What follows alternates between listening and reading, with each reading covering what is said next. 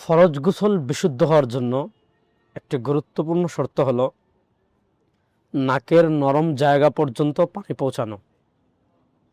আমাদের দেশে একটা সমস্যা হয়, আমরা ঝর্ণা ছেড়ে গোসল করে ফেলি, পুকুরে লাফ দিয়ে গোসল করে ফেলি। আমার নাকের নরম জায়গায় পানি পৌঁছিয়েছে কিনা বা পানি পৌঁছানো এই জিনিসটা আমরা খেয়াল না করার কারণে অনেকের ফরজ গোসল আদায় হয় না। অনেকে কি করে, আঙ্গুলটা ভিজিয়ে নাকের নরম জায়গা মাসাজ করে ফেলে।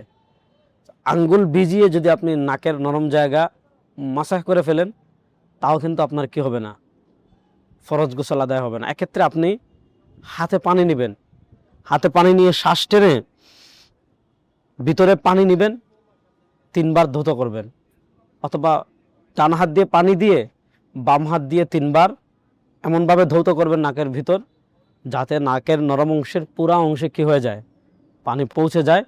কোনো অঙ্গ যেন কি না, মানে নাকের নরম যে অংশ আছে এটার কোনো জায়গায় যাতে মানে পানি না পৌঁছে এরকম যেন না থাকে।